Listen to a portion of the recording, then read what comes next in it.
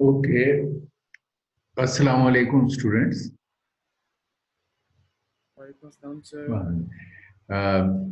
Today is our lecture number 15 of cryptography and network security.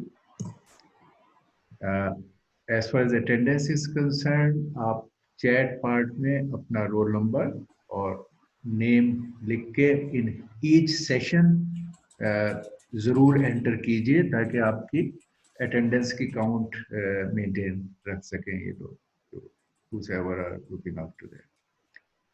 Okay.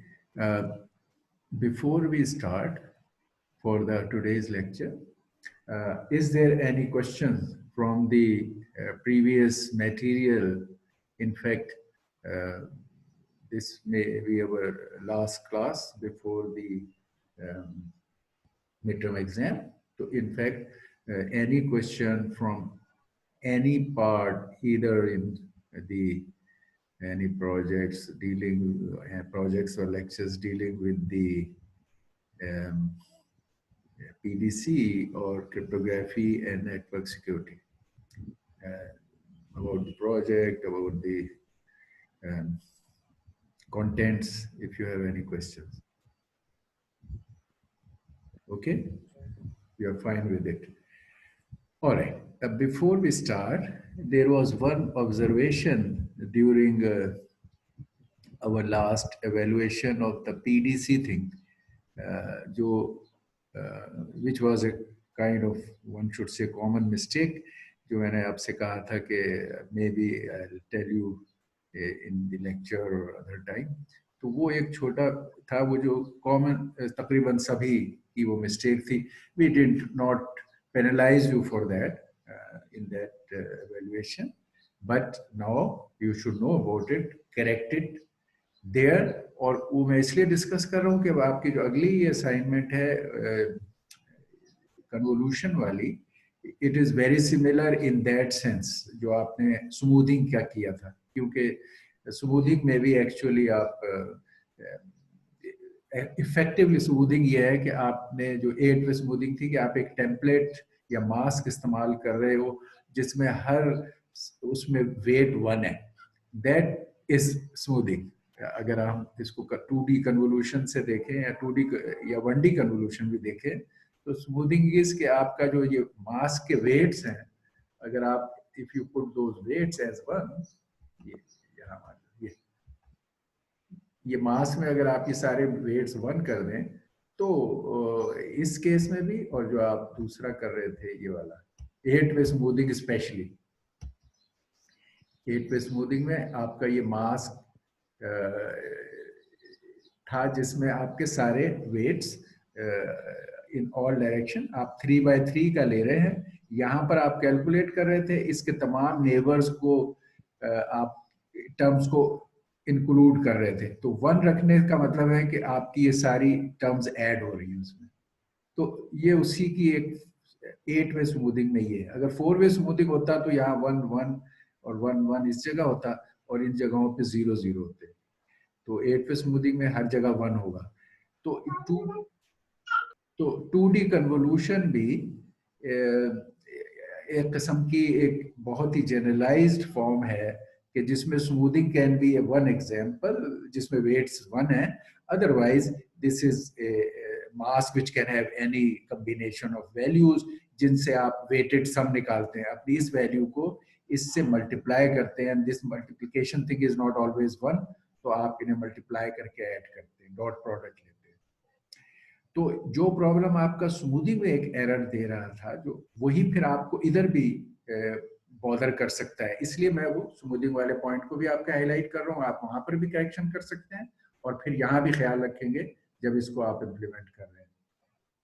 Point ये था कि if you recall कि जब आपने स्मूथिंग का लीनियर एरे में किया था, तो मैंने आपसे सरप्राइज होके पूछा था कि आपने इसमें कोई कंडीशन नहीं लगाई हुई, did it still work, and many of you said कि इट डिड वर्क। तो I why it work there, although there was, आपने टेस्ट कंडीशन वहां नहीं लगाई थी, but why it work there and why it now did not work जब आप two way कर रहे थे एक्टिविटी। बेसिकली टू वे में जब आप उस काम को कर रहे हैं, तो क्योंकि आपने एक टू डायमेंशनल मैट्रिक्स को एक लीनियर अरे के तौर पे डाला हुआ है, तो आपके नेक्स्ट रो का पहला एलिमेंट उस लीनियर अरे में मौजूद है। अब अगर आप कहेंगे यहाँ पे i के साथ j+1 और इसको लीनियरली कन्वर्ट करेंगे, तो there will be some value there, क्योंकि एक लीनियर अरे बनी हुई है और उसमें i प्लस j+1 के कॉरस्पॉन्डिंग एलिमेंट्स वहां एग्जिस्ट करता है।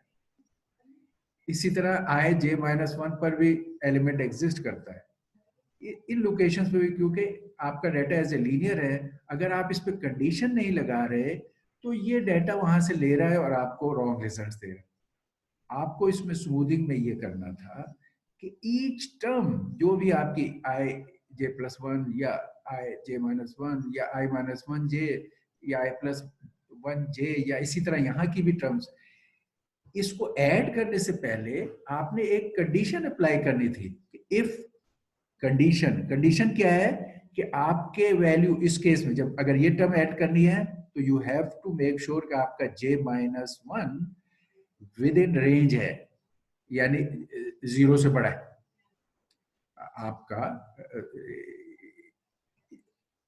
आपके एक सेकेंड, हम इसको नहीं, हाँ आपका ये इमेज है, इस तरह से आपका इमेज है।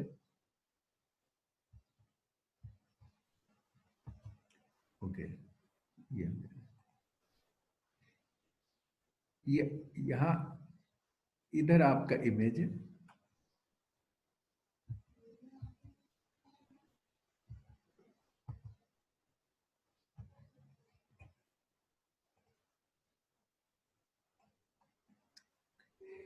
ये आपका इमेज था। इस इमेज के जब आप लेट्स से कोई टर्म ले रहे हैं आप,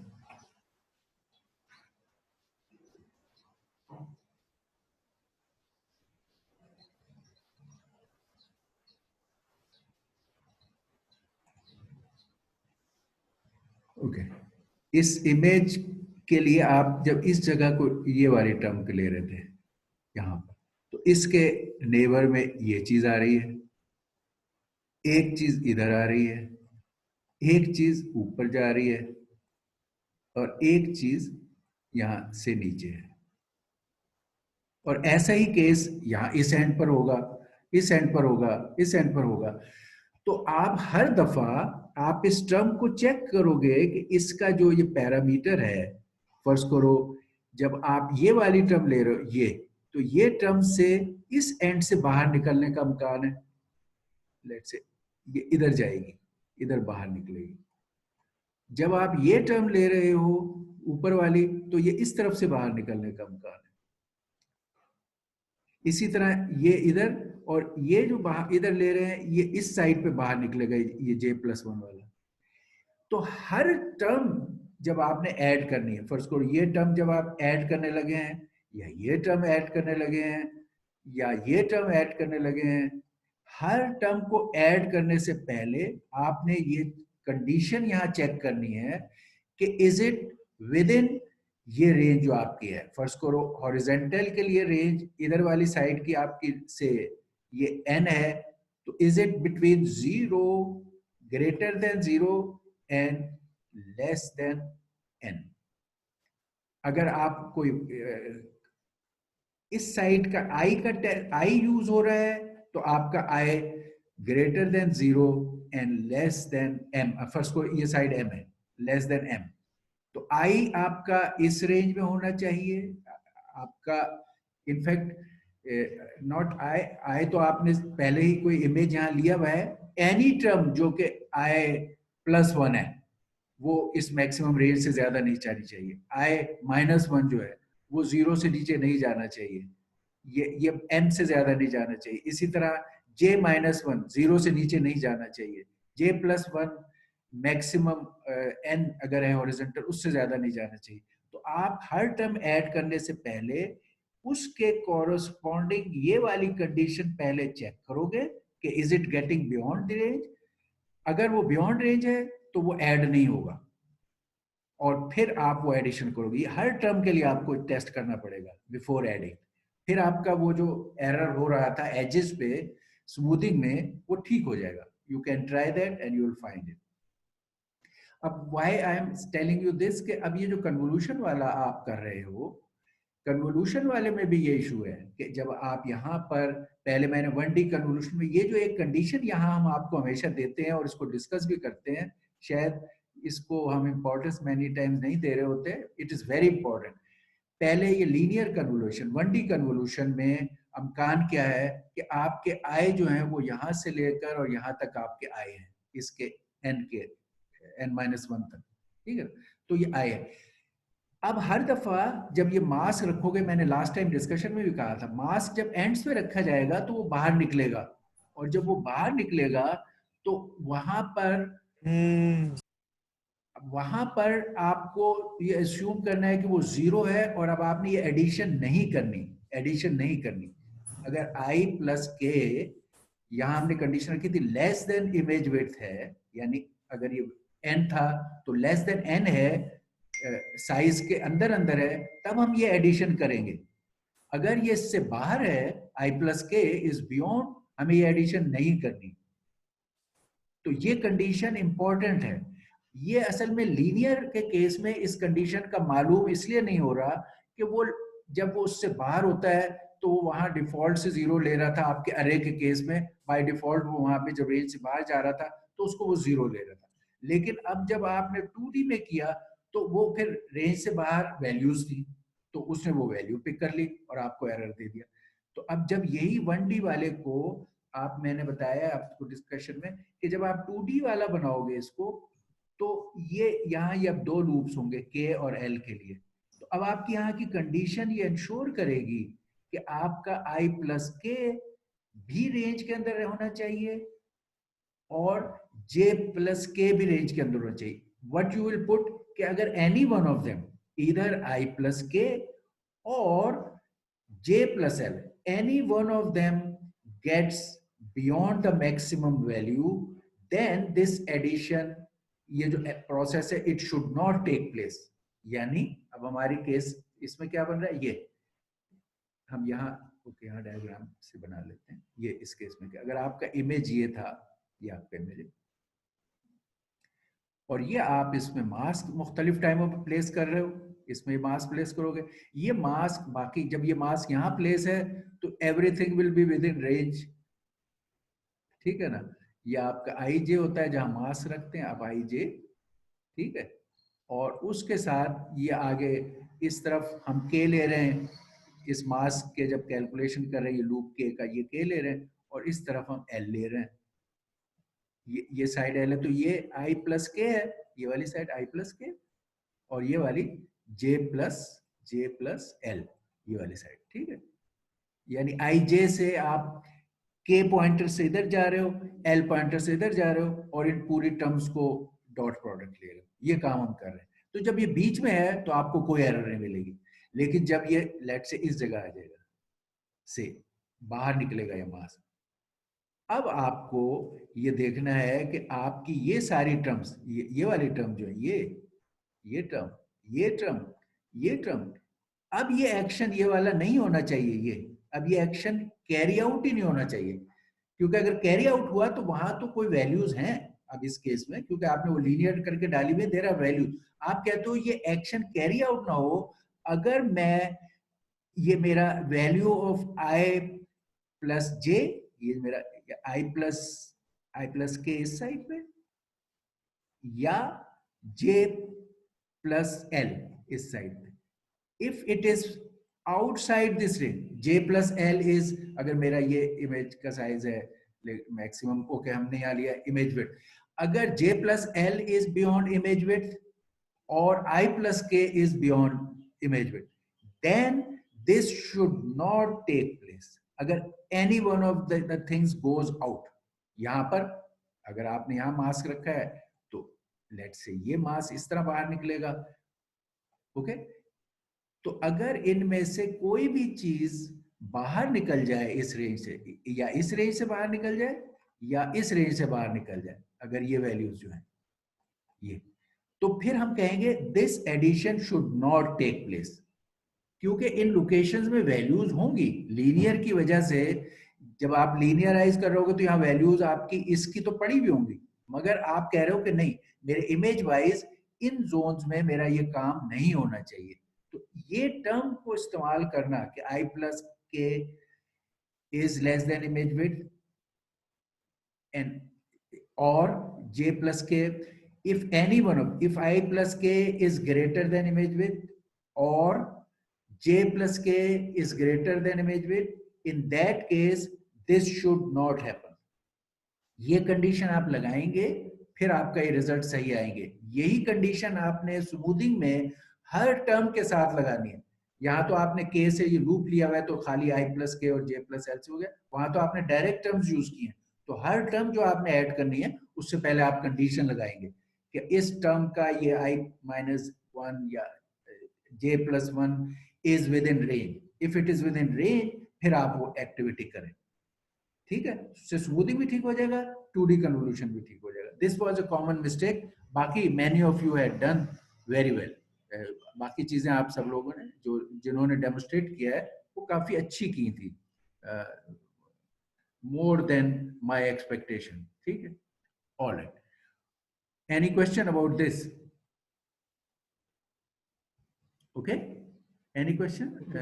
No question, no question हाँ, sir. आप लोगों ने जो डेमोस्ट्रेट किए थे ना, क्लियर हो गया? ओके, फवाद और आप लोगों ने दिखाया था, सिर्फ यही एक एरर थी आपकी, ठीक है, अंदर है कि एरर कुछ ओके, तो आप करेक्ट करेंगे तो यू विल फाइंड कि आपको वो बस इफ की कंडीशन लगानी है, समझ आ गई। हाँ हर टर्म, अच्छा स्मूथिंग में हर टर्म के साथ लगानी है क्योंकि हर टर्म इज आप डायरेक्टली ऐड कर रहे हो ना, वहां लूप से तो कर नहीं रहे, वहां हर टर्म को ऐड करने से पहले उसके जो रिलेटेड आई माइनस वो आई माइनस आई माइनस वन +1 या j प्लस I+1 वन, जो हर एक के साथ वो कंडीशन लगा के उस टर्म को ऐड करना है कि भाई ये रेंज के अंदर है। यहाँ पर क्योंकि आप लूप लगा रहे हो तो यहाँ हर टर्म के लिए नहीं है, यहाँ खाली यही है कि जब i प्लस के कर रहे हैं या j प्लस एल कर रहे हैं तो ये इनमें से कोई एक भी रेंज से बाहर नहीं होना चाहिए। यहाँ ये कंडीशन, इफ दिस और दिस इज आउट फिर ये काम ना हो, यहाँ पे ये लगाएंगे तो ठीक हो जाएगा, ओके चले। अब हम अपना we can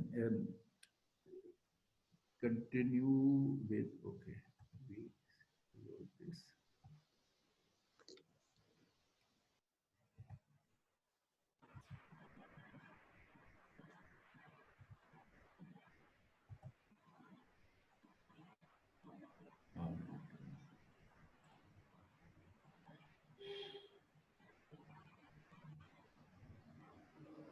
okay we can know. अच्छा, हम अब वी आर मूविंग टू, हमने डीएस के बहुत एक्सटेंसिवली बल्कि रिपीट किए कई lecture, but I did that because it is fair कि टिल द टाइम कोई भी चीज डाउटफुल है, क्लियर नहीं है, तो we can I don't mind कि we repeat it, explain it, तो हम कर रहे थे। हम हमारा ये ईएस का ड्यू काफी दिनों से था जो हमने शुरू करना था, इनफैक्ट लास्ट 3 लेक्चर्स से इसने स्टार्ट होना था, बट नो प्रॉब्लम। अब हम एईएस स्टार्ट करना चाहते हैं। एईएस को के समझने के लिए जैसे हमने अप टू डीईएस जितना मैथ्स हमें चाहिए था वो हम पहले कर चुके थे और हमने उससे अप टू डीएस काम हो गया है, क्लासिकल और डीएस उसमें हो गए। सिमेट्रिक की ही थोड़ा सा और मैथ्स जो हमें एईएस के केस में चाहिए होगा, हम वो थोड़ा सा एडिशनल मैथ्स देखेंगे और फिर उसके बाद उसको AES में इस्तेमाल करेंगे।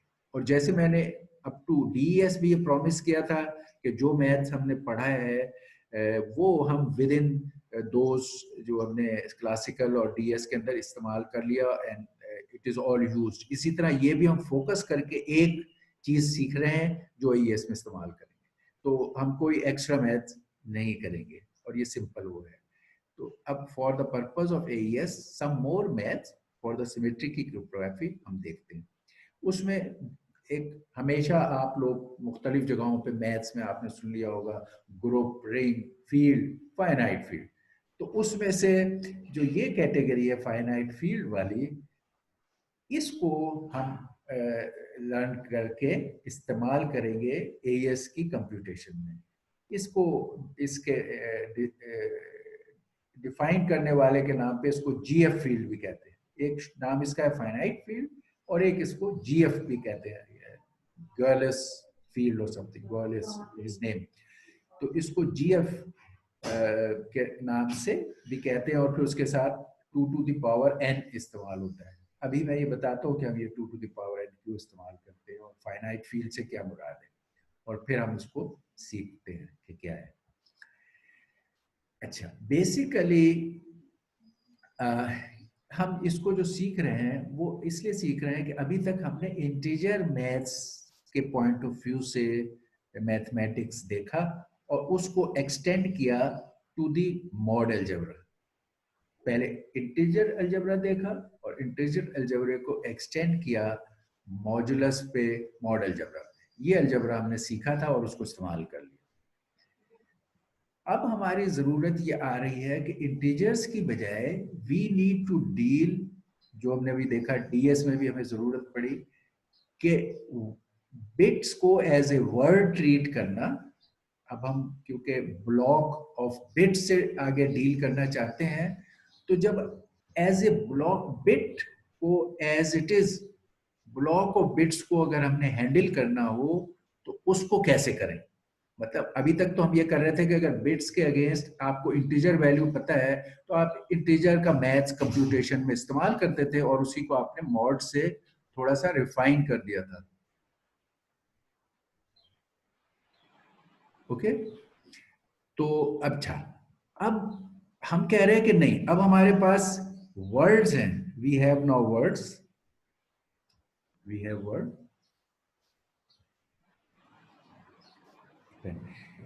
Instead of using integer number, यानी अगर हमारे पास एक बाइनरी नंबरों का 1 0 1 1 0 0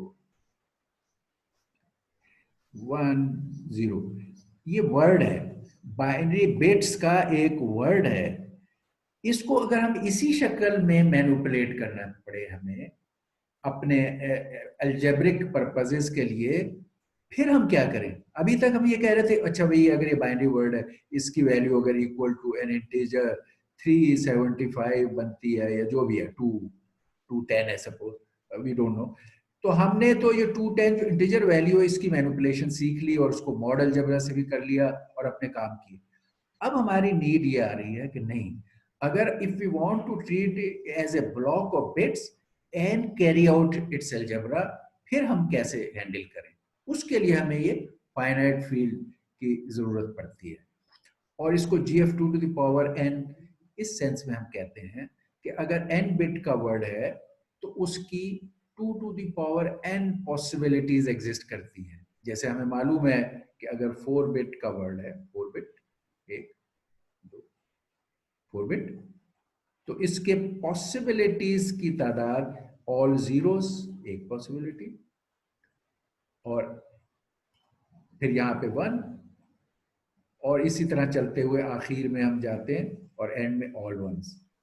ये तो possibilities for n bit word, ये n बिट वर्ड है, 4 बिट वर्ड है 4, इसकी possibilities of how many words are possible वो 2 to the power 4 है, which means 16 possibilities are there to arrange these bits, 16 possibilities। of course ये 16 possibilities को अगर हम लिस्ट करें इन डेसिमल नंबर तो ये 0 से कॉरस्पॉन्ड करता है और ये 15 से कॉरस्पॉन्ड, तो 0 से 15 के कॉरस्पॉन्डिंग बाइनरी पैटर्न्स एग्जिस्ट करते हैं। अगर 4 बिट का नंबर हो तो 2 to the power 4 वे में इनको हम मेंशन करते हैं, विच इज 16।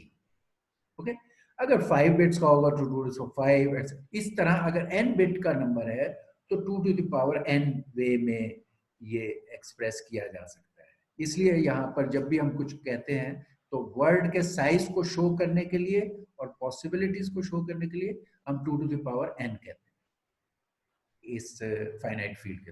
और उसका एक बात यह है कि इनफैक्ट ये इसके टोटल नंबर ऑफ एलिमेंट्स इस फील्ड में ये हैं। अगर n बिट का है और 2 to the power n है तो these are the total number. इसके बाद क्योंकि आगे बिट नहीं है तो फिर इससे आगे सब नंबर इसी में मैप हो जाएंगे, फिर 0 0 0, क्योंकि अगर आप इससे बड़ा नंबर भी लिखे हैं लेकिन आपका वर्ड साइज जो है वो ये है तो आपके फिर इसी के अंदर मैप करेंगे। तो फाइनाइट फील्ड इसलिए कहलाता है कि they will keep repeating from this, आपके इस वर्ड का साइज। तो ये फाइनाइट फील्ड के बारे में हो गया। अब हमने सीखना है कि अगर ऐसे वर्ड और बिट्स हैं तो इनकी एडिशन, सब्ट्रैक्शन, मल्टीप्लिकेशन और डिवीजन का काम कैसे किया जाएगा। यही सारे प्रोसेस हमने पहले सीखे थे जब मॉडल अलजेब्रा किया था। अब हम इनको n बिट वर्ड्स के तौर पे ट्रीट करेंगे। अब इसको समझने के लिए कि इसको अगर हम n बिट वर्ड के तौर पे रखते हुए मैनिपुलेट करना चाहते हैं तो फिर क्या कैसे किया जा सकता है, उसके लिए हमें हेल्प लेनी है पॉलिनोमियल्स से। जो हम किसी भी हमने पॉलिनोमियल्स को हम जानते हैं और पॉलिनोमियल्स की हमने एडिशन, सब्ट्रैक्शन, मल्टीप्लिकेशन सीखी हुई है अपने अलजेब्रा में। इनफैक्ट जो पॉलिनोमियल का बिहेवियर हम एक्सट्रैक्ट करेंगे और उसी को कन्वर्ट करके ट्रांसलेट कर देंगे ये GF2 to the power n के केस के लिए। मसलन हम पहले सिंपल पॉलिनोमियल के चले जाते हैं कि पॉलिनोमियल्स में एडिशन, सब्ट्रैक्शन, मल्टीप्लिकेशन कैसे होता है। ठीक है, तो ये एग्जांपल्स ऑफ पॉलिनोमियल्स हैं। ये कि एक पॉलिनोमियल ये fx है, ये x³ x2 और कांस्टेंट ये x0 के साथ। पॉलिनोमियल में जनरल टर्म्स में हम लिखें, अगर पॉलिनोमियल को कहें, पॉलिनोमियल से मुराद क्या है, कोई function as a general polynomial हम कहें तो as function suppose x, a polynomial in x को अगर जनरली हम कहें तो इसका मतलब होता है कि आप इसकी कोई हाईएस्ट पावर ऑफ x से शुरू करके, जो कि हम अगर 0 से लोएस्ट को 0 रखते हैं तो हाईएस्ट को n-1 रखेंगे। अगर ये n ऑर्डर का पॉलिनोमियल है तो इसके an-1 या इसके साथ कोएफिशिएंट होगा जिसको हम an-1 कह सकते हैं, और इसकी ये हाईएस्ट टर्म होगी xn-1, यानी x की पावर n-1 और कोई कोएफिशिएंट इसके साथ जिसको हम an-1 लिख सकते हैं। और इसी तरह हम और इसी की इससे एक कम an-2 ये कोएफिशिएंट है और xn-2 इससे छोटा, और इसी को हम करते हुए चलते जाते हैं, प्लस ये टर्म्स जाएंगी और आखिर में आखिरी term x0 with A coefficient a0 से, और फिर अगर इधर से देखें तो अगला है x1 और कोएफिशिएंट a1। तो इसको हम पॉलिनोमियल कहते थे जो हमने, यानी अगर एक इक्वेशन हम लिख रहे हैं इन x which has a degree of n-1, यानी इट हैज n टर्म्स, अगर n टर्म का पॉलिनोमियल है तो उसकी डिग्री n-1 होगी। x0 से शुरू होके और xn-1 तक के टर्म्स उसमें हो सकते हैं, कोई टर्म बीच में मिसिंग भी हो सकते हैं, मगर हाईएस्ट डिग्री n-1 होगी और लोएस्ट इज x0। ये एक जनरल पॉलिनोमियल्स के नेम को जो हमने यूज किया था अलजेब्रा में, कॉलेज अलजेब्रा में, वो ये था। और हर एक के साथ कोई कोएफिशिएंट हो सकता है। जैसे अब उसी की एग्जांपल ये है कि एक पॉलिनोमियल जिसमें आप कह रहे हो ये 2, it means 2 into x raised to power 0, in fact x raised to power 0 is 1, तो ये इसके साथ वो नजर x नहीं आ रहा। ये कोएफिशिएंट इसके साथ यहाँ 1 है, 1 x raised to power 2, इसके अंदर x raised to power 1 की टर्म नहीं है। फिर यहाँ पर फिर कोएफिशिएंट 1 है और ये x रेज पावर 3 की टर्म है। तो इस पॉलिनोमियल की डिग्री 3 है। अगर इसमें सारी टर्म्स हो तो from x0 to x3 there will be 4 terms. हर टर्म के साथ कोई कोएफिशिएंट हो सकता है। ये हमारी नॉर्मल अलजेब्रिक पॉलिनोमियल है, ये हमने लिख के दिखाई। तो अगर हमें ऐसी दो पॉलिनोमियल्स को नॉर्मल अपने इंटीजर अरिथमेटिक में डील करना है तो हम इसको ऐसे डील करते हैं कि सपोज अगर इन दो को ऐड करना है तो हम क्या करते हैं ऐड में कि हम कॉरस्पॉन्डिंग पावर वाली टर्म्स एक दूसरे के नीचे लिखते हैं। ये टर्म इसके नीचे लिखेंगे, ये टर्म इंडिपेंडेंट है, ये टर्म इसके नीचे है, और उनके कोएफिशिएंट्स को ऐड कर देंगे। पॉलिनोमियल के एडिशन का मतलब है कि आप सेम पावर की टर्म्स के कोएफिशिएंट ऐड करें। तो अभी यहाँ x2 है, इसके साथ 1 है, इधर x2 है, इसके साथ 1 है, तो ये हो जाएगा 2x2। ये x0 वाले के साथ, x0 है लिखा हुआ नहीं है, ये x0 के साथ 2 है और ये x0 के साथ 1 है, ये ऐड हो जाएंगे 3x0। अब ये x3 खाली ऊपर वाले में है, नीचे नहीं है, तो ये खाली x3 रहेगा। ये इसी तरह x ऊपर नहीं है, नीचे नहीं, तो ये -x होगा। तो अगर आप इन दो पॉलिनोमियल्स को नॉर्मल एडिशन करें जो आप कॉलेज अलजेब्रा में किया है आपने, अभी हम उसी को रिवाइज कर रहे हैं, तो fx प्लस gx का रिजल्ट ये बनेगा जो अभी है। यही चीज अगर आप सब्ट्रैक्ट कर रहे हैं दोनों को तो फिर भी रिजल्ट खाली होगा कि इस नीचे वाले के ये चेंज हो जाएंगे साइन, और फिर एडिशन का जो अभी हमने सीखा है वही काम आप करेंगे कि सिमिलर टर्म्स की सिमिलर पावर वाली टर्म्स के कोएफिशिएंट्स को आप ऐड करेंगे, यही सब्ट्रैक्शन हो जाएगा। अच्छा, यही अब हाउएवर मल्टीप्लाई के केस में थोड़ा सा डिफरेंट होगा। ठीक, अच्छा, पहले हम ये ऐड और सब्ट्रैक्ट आप करो खुद से और देखो can you get the correct result. आपका आंसर बताओ ऐड और सब्ट्रैक्ट का। इन दो को करें, ऐड करें और सब्ट्रैक्ट करें इन पॉलिनोमियल्स को, और मुझे आंसर बताएं कि क्या होना चाहिए। बोले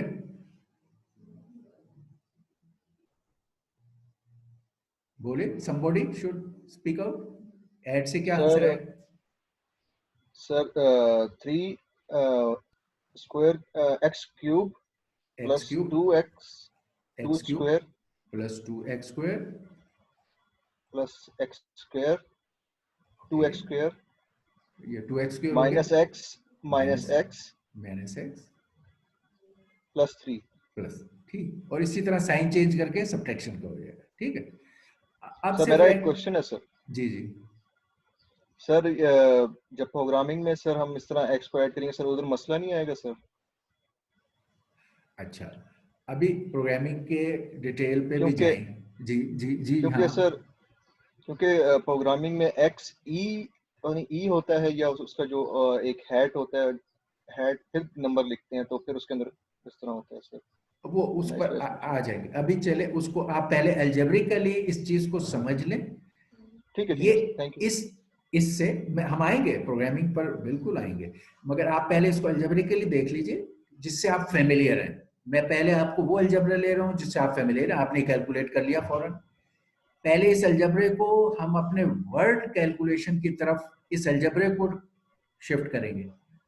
फिर आप देखोगे कि वर्ड वाले केस में आपके पास वहां 1 और 0s हैं, और आपके मामला प्रोग्रामिंग वाइज आपको अगर हल पता चल जाए तो प्रोग्रामिंग वाइज आपके मामलात इजी होंगे।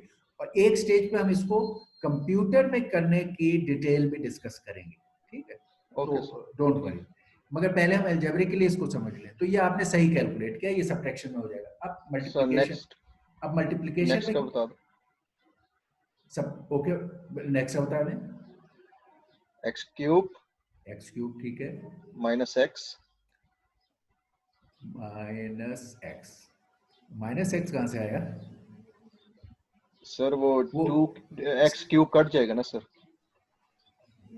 ओ प्लस x वो कट गया, मगर ये -x तो +x हो जाएगा ना।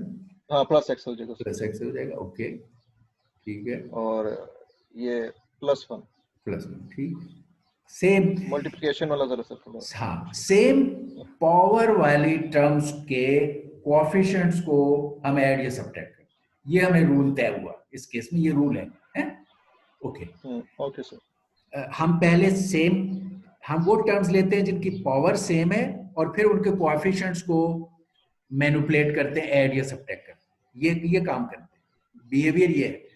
अब रह गया मल्टीप्लाई, जब मल्टीप्लाई करना है इनको तो फिर क्या करेंगे सर हर एक वैल्यू को हर हाँ। जी की वैल्यू से मल्टीप्लाई करेंगे सर। बिल्कुल, let's say you might start के जी का आप x2 लो या x5 हाँ, x की और पावर 5। फिर पूरा fx इसके अंदर लिखो, पूरा fx, हाँ जी पूरा fx इसके अंदर लिख दिया और उसकी मल्टीप्लिकेशंस की, सारी टर्म्स मालूम की, और फिर प्लस आपने दूसरी टर्म ये लिखी -x, ये -x, चलो मैं इसको एज -x लिख देता हूँ, और इसको आपने फिर मल्टीप्लाई किया उस पूरे उससे जो ऊपर है fx से जी। हर टर्म से आपने मल्टीप्लाई किया, इसका रिजल्ट आ गया, और फिर आपने थर्ड में ये थर्ड टर्म ली 1 और उसको पूरे fx से फिर मल्टीप्लाई किया fx की सारी टर्म से, और फिर ये सब कुछ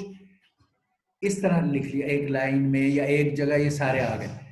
अब इनको फिर, क्योंकि अब एडिशन रह गया है, अब आपकी पावर्स तो जाहिर बढ़ जाएंगी, x2 जब x3 से मल्टीप्लाई होगा तो x5 हो जाएगा, x2 से मल्टीप्लाई करेगा तो x4 हो जाएगा, ठीक है, आपकी पावर का साइज काफी ज्यादा हो गया, टर्म्स भी बहुत सारी हो जाएंगी। अब उनको सिंप्लीफाई करने के लिए आप दोबारा ये ऐड, अब सारी टर्म्स ऐड हो रही हैं, जब ये खुल गया है ब्रैकेट सारी टर्म्स ऐड हो रही हैं, अब ऐड के लिए आप फिर वही रूल जो पीछे हमने देखा है कि सेम पावर की टर्म्स के कोएफिशिएंट्स को आप ऐड करोगे, ऐड या सब्ट्रैक्ट जो भी साइन के साथ, और फिर इसको सिंप्लीफाई कर लो। ये हमारा ओल्ड कॉलेज अलजेब्रा में मैथ्स था फॉर द पॉलिनोमियल, अभी हम उसी को रिवाइज कर रहे हैं फिलहाल। अच्छा, इसके ये रिजल्ट्स हैं, अब आप चाहो तो, या आपने दो कैलकुलेट किए थे, अब जब ये करेंगे और फिर उनको ऐड करके सिंप्लीफाई करेंगे तो ये हो जाएगा, तो यहाँ पर ये x5 + 3x2 - 2 + 2, ये इसका आंसर है, ओके। अच्छा, अब ये हमने जो रिवाइज किया अपना, अब हम कह रहे हैं कि लेट से, अब हम एक और चीज कर रहे हैं कि अगर हम mod 2 के अलजेब्रा में हो, जो मैंने पहले भी एक दफा इसका जिक्र किया था, mod 2 अलजेब्रा में +1 mod 2 और -1 mod 2 and exclusive or will become same। जब mod 2 के अलजेब्रा में आप हैं तो आपके पास नंबर्स क्या हैं, आपके पास नंबर्स क्या हैं, यानी आपके पास नंबर्स दो हैं आपके सेट में, एक 0 है और एक 1 है। आपका जो सेट है Z2 जिसको हम कहेंगे, ये सेट Z2 है, Z2 ये आपका सेट है, इसके अंदर एलिमेंट्स क्या क्या होंगे, 0 और 1। इनकी आप तमाम नंबर्स की एडिशन, सब्ट्रैक्शन, मल्टीप्लिकेशन करेंगे तो आपका रिजल्ट हमेशा उसके अंदर ही रहेगा।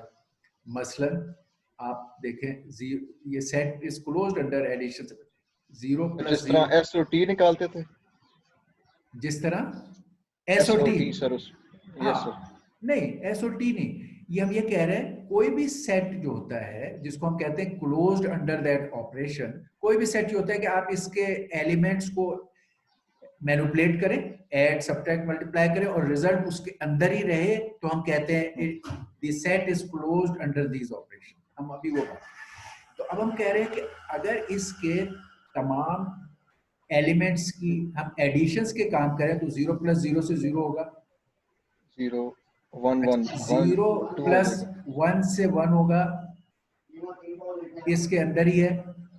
1 + 0 से 1 होगा, आंसर इसी के अंदर है। अच्छा, और 1 + 1 का, ये मुझे बताया 1 + 1 का आंसर क्या होगा इस 2, लेकिन सेट के अंदर नहीं है, 2 सेट के अंदर नहीं है। हमारा ये लेकिन 0 1 होगा। mod 2 है। हम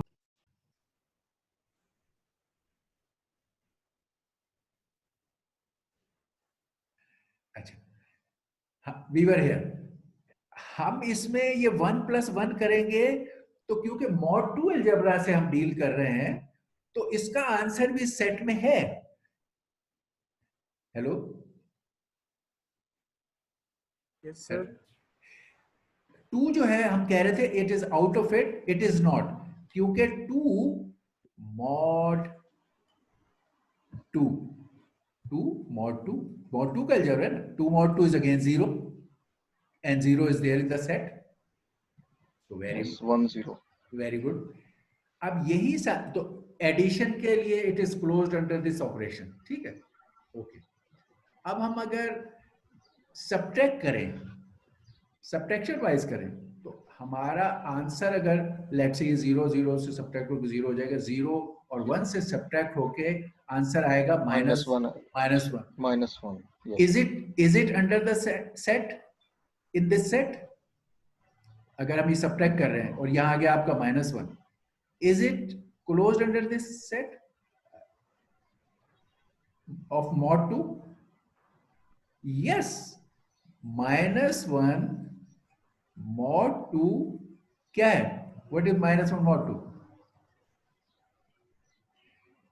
मॉड में आप ये जो मॉड्यूलस है ये ऐड कर देते हो। माइनस नंबर का हमने हमेशा किया कि अगर माइनस नंबर है तो हम मॉड्यूलस ऐड करके तो ये 1 है, okay, 1 is again in the set, fine, so -1 is same as 1 in mod algebra, okay ठीक है ना, ओके। तो -1 एंड +1 को आप सिमिलर ले सकते हो, क्योंकि अब हम जब ये अलजेब्रा करेंगे mod 2 तो हम कहेंगे किसी भी जगह ये साइंस का इशू आ रहा है तो आप सारे साइन प्लस कर दोगे। जैसे हम सब्ट्रैक्शन कर रहे थे इस जगह, यहाँ इसका माइनस था पहले, या ये सब्ट्रैक्ट करते हुए माइनस हो जाए तो हम कहेंगे you can take it as plus, no problem.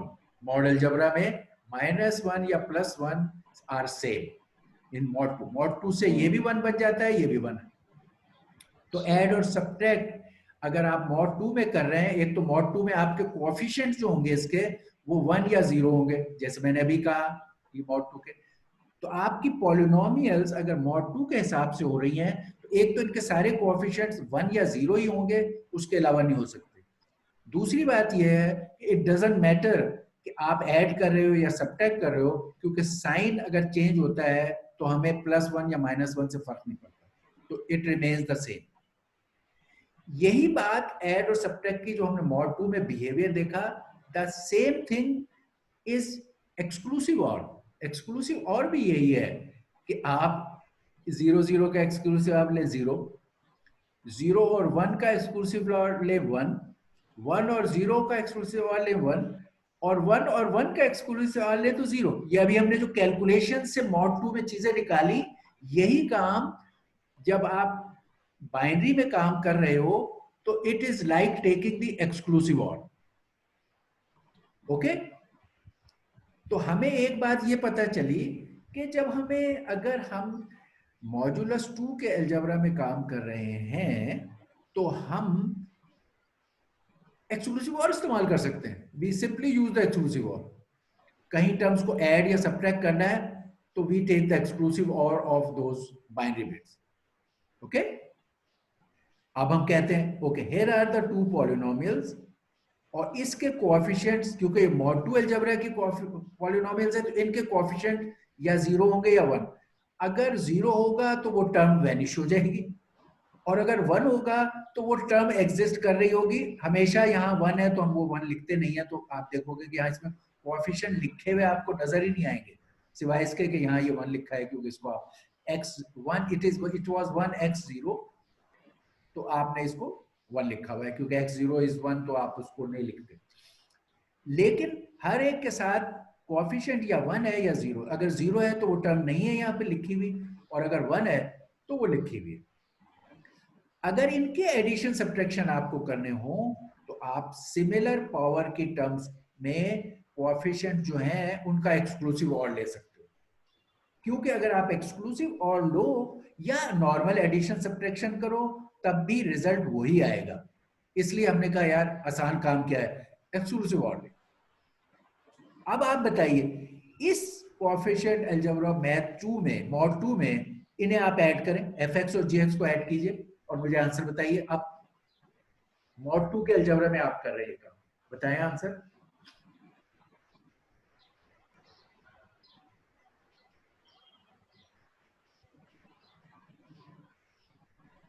Ji, fx plus gx in mod 2 algebra. चलिए मॉड 2 अलजेब्रा पहले कर लेते हैं। जी somebody,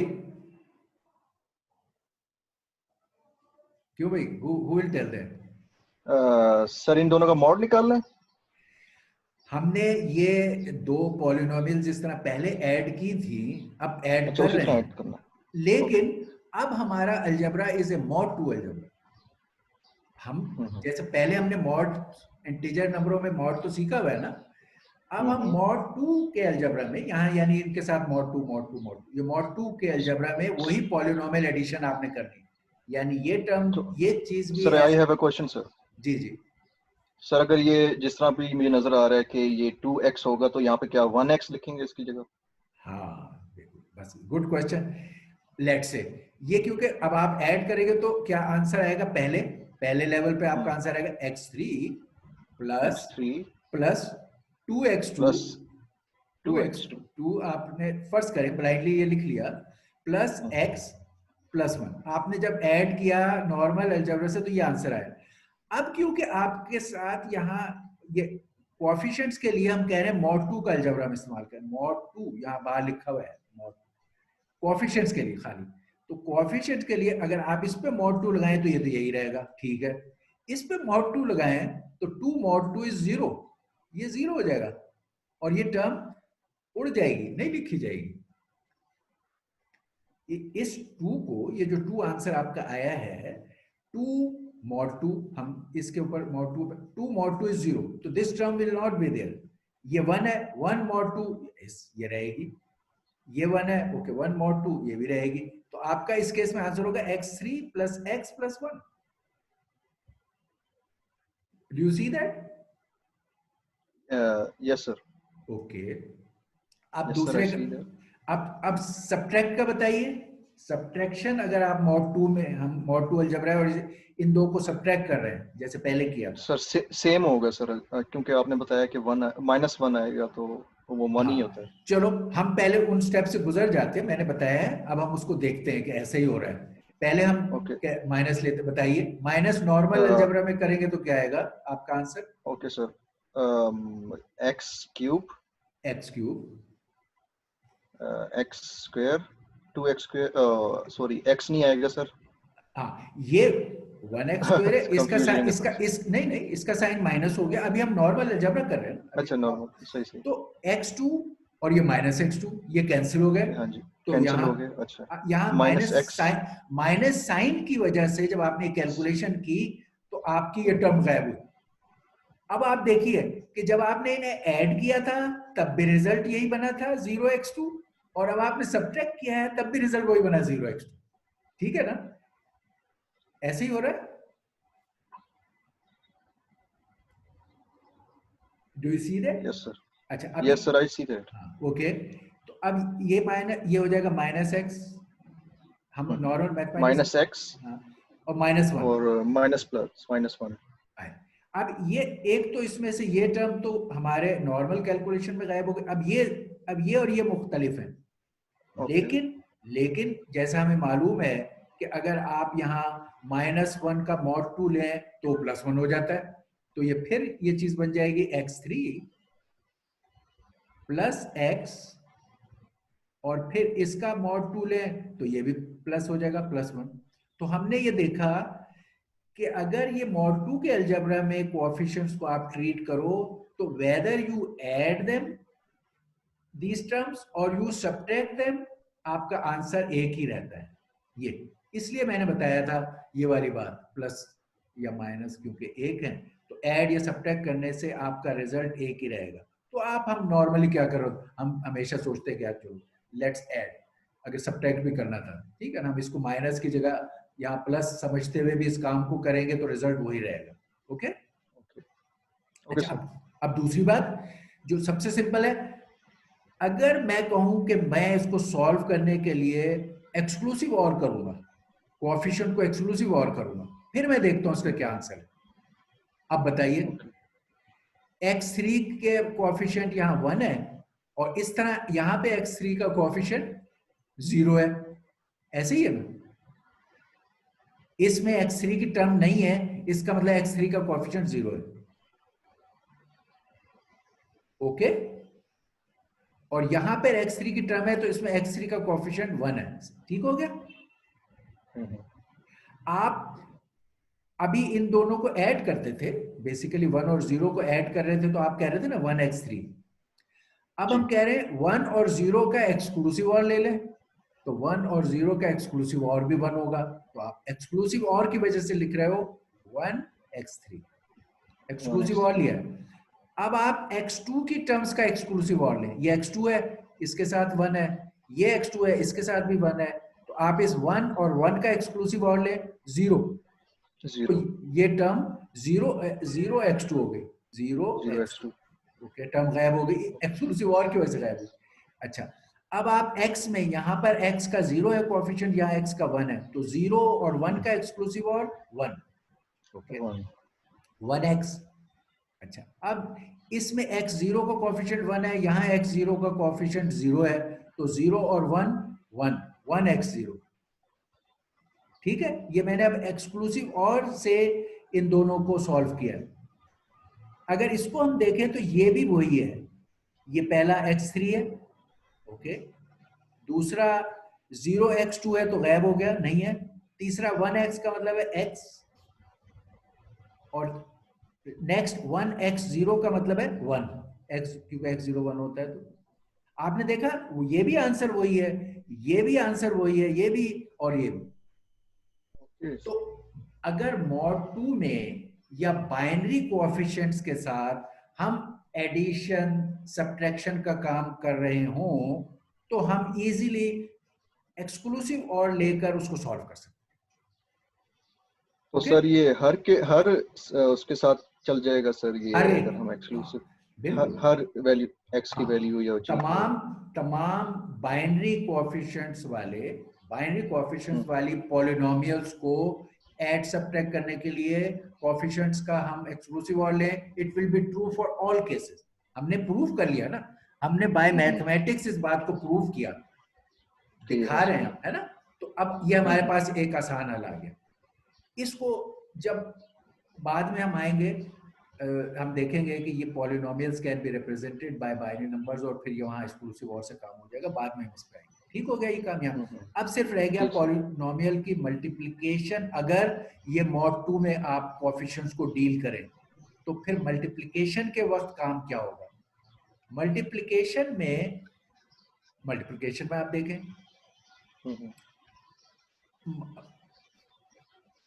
मल्टीप्लिकेशन ये टर्म्स को उसी तरह मल्टीप्लाई करेंगे और आप फिर आखिर में मल्टीप्लाई करेंगे और इनके x2 into x3 x5 x2 into x2 x4 है, और फिर जब इनकी टर्म्स को ऐड करेंगे तो उस पर वही मॉड वाला रूल या एक्सक्लूसिव और वाला रूल इस्तेमाल होगा और वो आप सिंप्लीफाई कर लेंगे इस केस में। ठीक, ये यानी मैं आगे आपको दिखा, ये यानी आपने इसमें इनको जब मल्टीप्लाई किया तो आपने x3 और x2 को x3 से किया, तो ये आपका यहाँ पर मैं इस काम को करूँ x5, आप इसको चेक करो x5, फिर x2 को इससे किया x4, ठीक है। अच्छा, फिर आपने इससे किया x4, एक और x4, ओके। अच्छा, फिर आपने इससे किया x3, ओके, और फिर आपने ये x3, फिर ये 1 से किया तो फिर एक और x3, मैं ये अगली लाइन में लिख रहा हूँ x3, और फिर x2। ये देखिए ये सारी टर्म्स आएंगी जब आप मल्टीप्लाई करोगे, इजंट इट? Yes sir. आप ये मल्टीप्लाई करने के बाद अब इन टर्म्स को ऐड करना है, तो आप आराम से ये कहोगे x4 एक जैसी टर्म्स है, कैंसिल। जो भी टर्म्स Cancel. एक जैसी हैं वो कैंसिल हो जाएंगी, क्योंकि 1 एक्सक्लूसिव और 1 इज 0, या 1 + 1 इज 2, 2 mod 2 इज 0। तो एक जैसी क्यूब टर्म्स, वाला भी कट गया। हाँ, और ये भी कट गई, इसलिए इसका क्यूब वाले आंसर भी आप क्या, x5 + x2। ठीक है। अच्छा, अब इस केस में एक मसला आ गया कि ये डिफरेंट है। आपका अगर वर्ड का साइज, या आप कह रहे थे मेरी पॉलिनोमियल की मैक्सिमम रेंज x3 तक है, अगर आपके वर्ड का, ये आपके वर्ड के साइज को तय कर रहा है कि आपने, जैसे मैंने कहा था 2⁴n, तो उसके हिसाब से अगर आपकी डिग्री मैक्सिमम अलाउड जो थी वो x3 तक थी, अब आपका रिजल्ट उससे बड़ा हो गया है। अब ये पॉलिनोमियल जो इसमें इससे बड़ी हो गई है, इसको दोबारा उस रेंज में लाने के लिए कि आपका मैक्सिमम डिग्री से बाहर ना जाए, अब आपको एक और किस्म का मॉड चाहिए, मगर वो मॉड अब कोएफिशिएंट लेवल का नहीं है, वो अब x के लेवल का चाहिए। आप तो आप इस पूरी पॉलिनोमियल को डिवाइड करोगे एक और पॉलिनोमियल से, जिसको हम मॉड पॉलिनोमियल कह सकते हैं, पॉलिनोमियल जिससे आप डिवाइड करो तो आंसर रिडक्शन, वो जो रिमाइंडर है वो इस x3 के अंदर अंदर हो। जाहिर है वो कोई ऐसी पॉलिनोमियल होगी कि अगर आप वो पॉलिनोमियल की पावर x3 है तो आपका रिमाइंडर उसके अंदर अंदर आ जाएगा, x2 सर तक आएगा। डेरिवेटिव निकालना पड़ेगा हमें? नहीं, डिवाइड करना हो, जैसे हम मॉड में डिवाइड करके रिमाइंडर निकालते थे इंटीजर का, और वो छोटा हो जाता था, डिवाइजर से छोटा बन जाता था, वो काम अब पॉलिनोमियल लेवल पे हम करेंगे, जो मैं आपको आगे दिखाता हूँ कि हमने इसे ये कि आपका, क्योंकि पॉलिनोमियल में ये चीज होती है, ये रिमाइंडर बनता है, तो अगर ये fx जो था इसको मॉड अनदर पॉलिनोमियल लें तो रिमाइंडर पॉलिनोमियल जो है वो आपकी विद इन रेंज होगी पावर के, अगर आप इसको अगर आप पेपर में भी अगर ये सॉल्व करने के लिए देंगे सर, मैं कर लूंगा sir. Okay, good, very nice. So polynomial arithmetic में इररिड्यूसिबल पॉलिनोमियल फॉर्म से फाइनाइट फील्ड। अच्छा, ये जिससे हमें डिवाइड करना है, अब ये तय करें कि कौन सी पॉलिनोमियल्स हैं जिनसे डिवाइड करें, जैसे हम मॉड अलजेब्रा में करते थे इस तरह। वो पॉलिनोमियल्स की अमूमन लोगों ने एक लिस्ट बनाई होती है कि 2 डिग्री के केस में, 1 डिग्री के केस में ये वाले पॉलिनोमियल है, 2 डिग्री केस में ये यानी डिवाइड करने के लिए कौन से पॉलिनोमियल इस्तेमाल करें उस डिग्री के, क्योंकि ये ऐसे पॉलिनोमियल होने चाहिए जिनके अपने फैक्टर ना बनते हो, इसलिए लोगों ने इसकी लिस्ट बनाई हुई है कि ऐसे पॉलिनोमियल, इनको इररेड्यूसिबल पॉलिनोमियल भी कहते हैं। इस काम के लिए अगर ये डिग्री n वाला है तो हम उस डिग्री के वो वाले पॉलिनोमियल यूज करते हैं जो फर्दर उनके फैक्टर नहीं बनते, इसलिए आप इस लिस्ट में से ही वो पॉलिनोमियल चुनेंगे, मगर वो पॉलिनोमियल इस डिग्री के मुताबिक चुनेंगे ताकि आपका आंसर इसके अंदर अंदर रहे। ये इसकी मिसाल अब ये है कि ये कि आपने, मैंने अभी जो काम किया था, जब हमने ये मल्टीप्लिकेशन की एग्जांपल है, ये 2 नंबरों को मल्टीप्लाई किया, ये जरा बड़े नंबर है, हमने इसको ये नंबरों को मल्टीप्लाई किया, मल्टीप्लाई करने से आपका आंसर ये आ गया, ये रेंज से आउट हो गया। हाँ, और हम कह रहे थे कि ये हमारा 2⁸ है। 2⁸ होने का मतलब है कि आपकी डिग्री x7 तक हो सकती थी, x7 तक अलाउड थी आपके पास, है ना। 2⁸ का मतलब है 8 टर्म्स होनी है, x0 से लेकर x7 तक।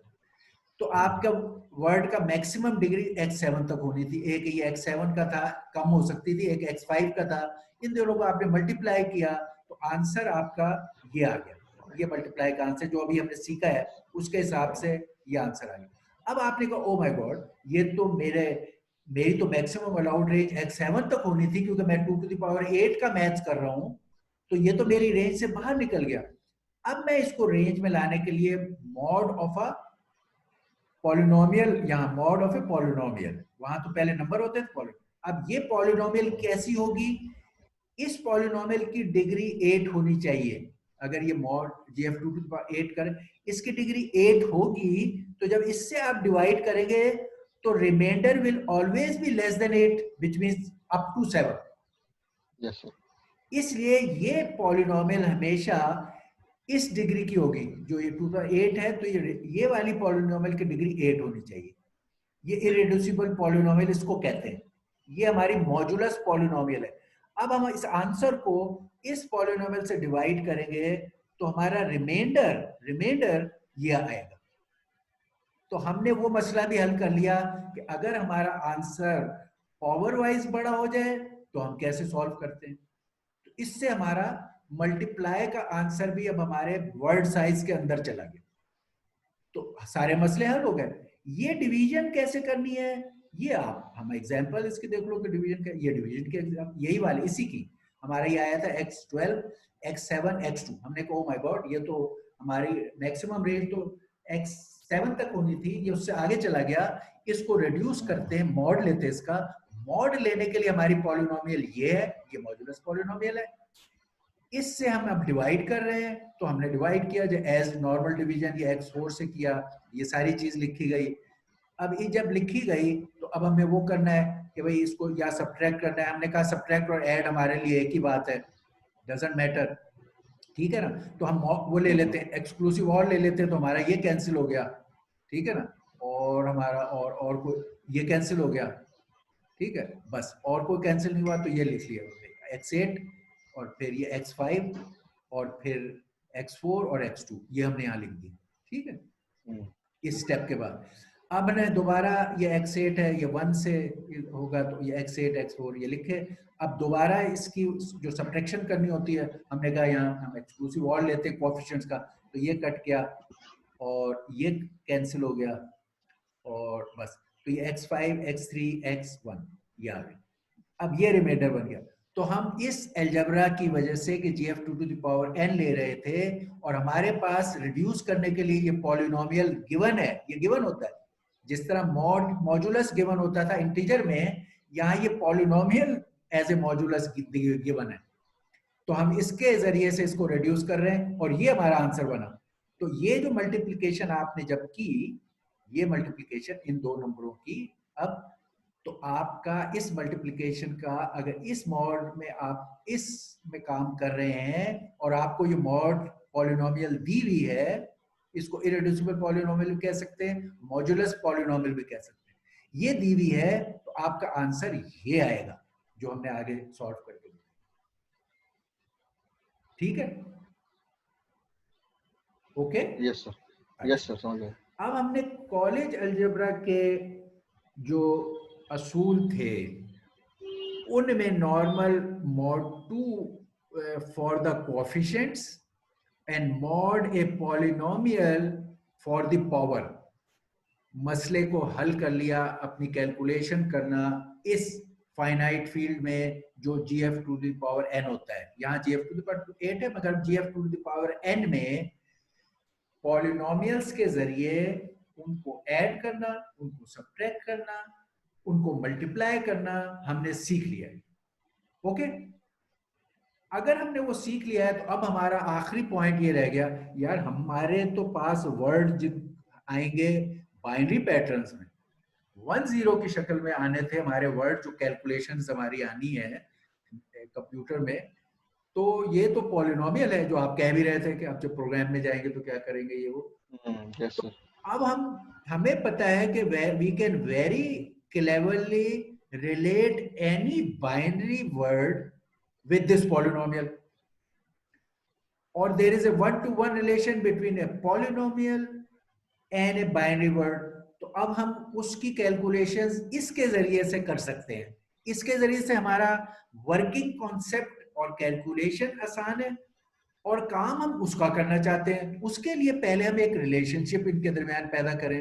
वो रिलेशनशिप ये है यहाँ कि कोई भी बाइनरी वर्ड को आप एक्सप्रेस कर सकते हो एक ये हम दोबारा मैंने आपकी जनरल पॉलिनोमियल लिख ली, पॉलिनोमियल ऑफ डिग्री n-1 का, जो अभी मैंने आपको पहले लिख के दिखाया था। कोई भी जनरल पॉलिनोमियल जिसकी डिग्री n-1 हो या जिसकी टर्म्स n हो, वो इस तरह लिखी जाती है। We start from a0 x0 a1 x1 a2 x2 a3 और आखिर में an-1 xn, ये कोएफिशिएंट्स हैं और ये उनकी पावर हम लिख सकते हैं. xi is called the ith term and ai is called the coefficient of the ith term. Okay. Polynomials can be represented, ये जो n terms polynomials या n-1 degree polynomials, they can be represented by n bit words. वो हम देखें कैसे. ये है कि अगर ये आपके हमने ये काम करना था, ये जैसे अब ये काम है कि हमें एक ये पॉलिनोमियल दी हुई है और एक ये पॉलिनोमियल दी हुई है और ये हमें gf टू द पावर 8 में हमने इनको मल्टीप्लाई करना. ठीक है. एक्चुअली क्या है, हम किसी भी पॉलिनोमियल को बाइनरी वर्ड्स में और बाइनरी वर्ड्स को पॉलिनोमियल में लिख सकते हैं. जैसे ये है पॉलिनोमियल 2 वर्ड.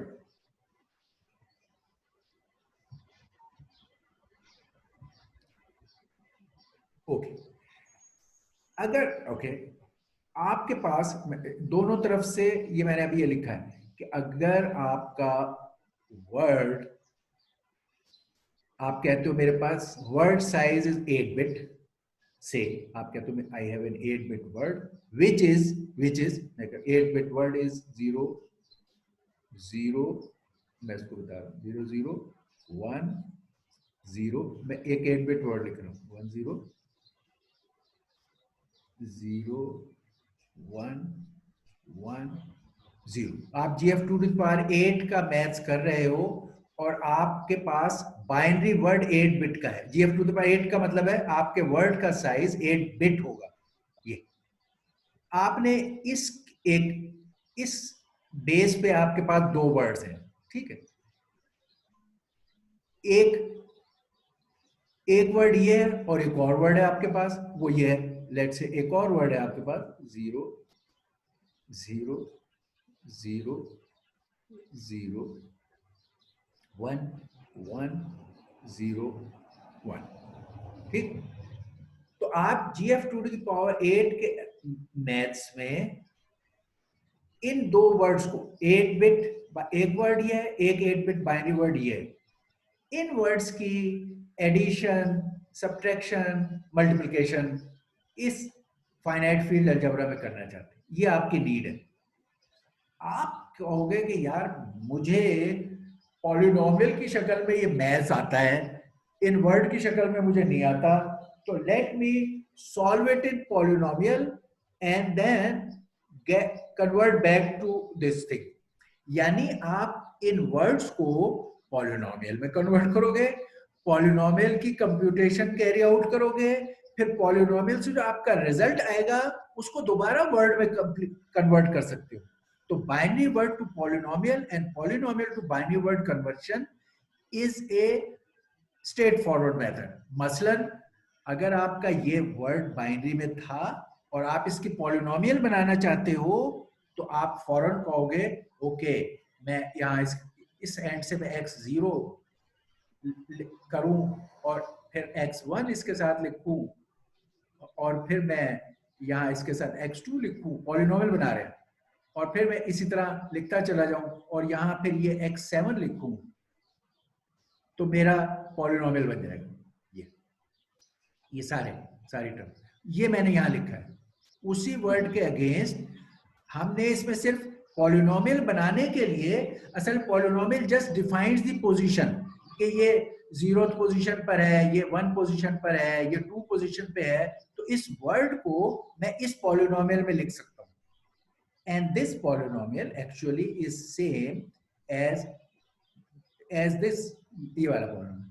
अगर हम इसमें से 0 वाले टर्म्स को हटा दें, क्योंकि अब ये हमने लिखा है, इसको हटा दें, हमने पूरे टर्म्स तो पूरी होनी चाहिए वर्ड में, तो एक्चुअली ये वाला पॉलिनोमियल है, ये x5 x2 x. तो अगर 8 बिट के तौर पे इस पॉलिनोमियल को आप लिखेंगे तो ये लिखेंगे, ये पॉलिनोमियल लिखेंगे, और अगर ये बाइनरी में है तो उससे ये पॉलिनोमियल लिखेंगे. तो बाइनरी को पॉलिनोमियल में कन्वर्ट करना is a straight forward process. और अगर आपको ये कंप्लीट पॉलिनोमियल दिया हुआ है पहले इस शक्ल में आपको पूरा पॉलिनोमियल, तो इससे बाइनरी लिखना इज सिंपल कि कोएफिशिएंट्स को आप बाहर लिख लो, इसका कोएफिशिएंट लो 0, इसका कोएफिशिएंट लो 1, इसका कोएफिशिएंट लो 1, तो ये आपके पास binary to polynomial and polynomial to binary is a straightforward conversion. ये ख्याल रहे कि आप x0 से लेकर और जो भी xn-1 है उसको कैटर कर रहे हैं। इसी तरह अगर आपने इस पॉलिनोमियल को लिखना है, इसको बाइनरी पैटर्न बताना है आपने इस पॉलिनोमियल का, तो आप क्या करेंगे? पहले आपने कहा मेरा gf टू द पावर 8 है, तो इट शुड हैव 8 टर्म्स, यानी मेरी पावर मैक्सिमम x7 तक होनी चाहिए, वेदर कोएफिशिएंट है कि नहीं। तो आपने ये लिखा x0, x1, x2, x3, x4, x5, x6, x7, और इसमें ये वाले के साथ x0 के साथ 1 है, यहां 1 लिख दिया, फिर x नहीं है यहां 0 लिख दिया, फिर x2 है इसके साथ 1 लिख दिया, x3 है इसके साथ 1 लिख दिया, x4 नहीं है इसके साथ 0, x5 नहीं है 0, x6 नहीं है 0, x0। तो इसका मतलब है मेरा ये पॉलिनोमियल इस शक्ल में मैं कंप्लीट लिखूं अगर 8 बिट वर्ड है, और फिर इसके कोएफिशिएंट में लिखूं तो ये 1 0, इधर से 0 0 0 0 1 1 1 0। तो this polynomial corresponds to this word, this polynomial corresponds to this word। तो पॉलिनोमियल, एक क्वेश्चन है सर। जी जी सर वो मैंने पेपर का पैटर्न पूछना था सर। ओके, क्योंकि क्लास खत्म होने वाली है सर, टाइमिंग ये देखें सर। ऑलराइट हाँ, ऑलराइट, तो आप इसमें बता दें जरा, ओके आगे से कंटिन्यू करते हैं। ओके ठीक है, चलिए पहले वो कर लेते। पहली बात कि हम ये, क्योंकि एईएस वाला पार्ट हमने हमारे एग्जाम में नहीं है, ये अभी आप सीख रहे हो, ये आगे के लिए काम आएगा। ये जो लेक्चर है हम एईएस के कंटेंट्स, ये मैथ्स एग्जाम में नहीं लेंगे क्योंकि ये नया topic into this area शुरू हो रहा है। आपका कोर्स डीईएस के जो कंप्लीट चीजें हैं हमने as a theory as a project बार बार किए हैं, वहां तक है आपका कोर्स। जो सर लेक्चर नंबर उसका क्या है सर? 10 तक टिल द लास्ट लेक्चर, क्योंकि हमने डीएस को रिपीट किया है टिल द लास्ट लेक्चर, तो आप कह लो कि टिल द लास्ट लेक्चर। आज हमने डीएस से बियॉन्ड एईएस को आज शुरू किया है, तो लास्ट लेक्चर में भी हमने डीएस ही रिपीट किया था और पिछले 2 वीक्स में भी हमने डीएस ही को रिपीट किया है।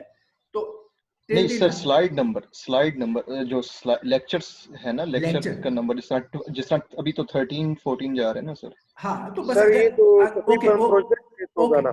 ओके, अगर ये 14 है, इसका आज के उसका नंबर 14 है। हाँ, मेरे ख्याल से 14 है। Okay, Yes, let me sir, सी, 14 15 तो नहीं है ये, 15 होगा ये। लेट मी सी, इसका नाम मैं देख लूं। सर ये 13 है। नहीं नहीं नहीं, सर तो ये पे वैसे भी Okay, थ्योरी तो कुछ okay. नहीं है, सारे प्रोजेक्ट ही होंगे ना, प्रोग्राम बेस होंगे ना। ओके अभी आ जाते हैं। अच्छा, आज का ये 15 है, तो till lecture 14 and till lecture 14 all the theory and all the projects everything is included। ये 15 है, तो 14 तक जो हमने किया है that is part of our exam। अब दूसरा आप जो कह रहे थे, यस हमने आपको कम्युनिकेट भी किया है, बताया भी है पहले भी कि हम इस लिहाज से बेहतर सेटअप हैं कि हम पहले से ही प्रोजेक्ट्स की शक्ल में अपनी लर्निंग को कन्वर्ट कर रहे थे थ्रू आउट, यानी हमने तमाम कोर्सेज में प्रोजेक्ट के कॉन्सेप्ट को पहले से इंट्रोड्यूस किया हुआ था, जिसमें हम आपको प्रोजेक्ट देते थे और उसको फिर उसका आपसे पार्ट ए और B1 लेते थे, और फिर एक एवेल्युएशन, ओरल एग्जाम और एवेल्युएशन 3-4 आवर्स की करके उसका आपको ओरल और थ्योरी का 60% मार्क्स देते थे। उन 2 पोर्शंस के 20-20 और इसके 60, और इस तरह आपको हर प्रोजेक्ट 100 में से एवेल्युएट कर रहे थे। तो ये हमारा जो कॉन्सेप्ट था, same concept we will use in the exam, mid term exam. Sir एक जी जी सर एक बात पूछनी थी सर, अगर आप थ्योरी भी दे दें सर पेपर में थोड़ी सी, तो सर हमारे लिए बहुत अच्छा हो जाएगा, क्योंकि अच्छा। थ्योरी अब से भी काफी कुछ समय सीखने को मिलता है नहीं सर। नहीं, अब देखो थ्योरी तो आपके हर प्रोजेक्ट का मतलब ही यही है। आपका प्रोजेक्ट में जो अब ये 3 हिस्से हैं इस प्रोजेक्ट के।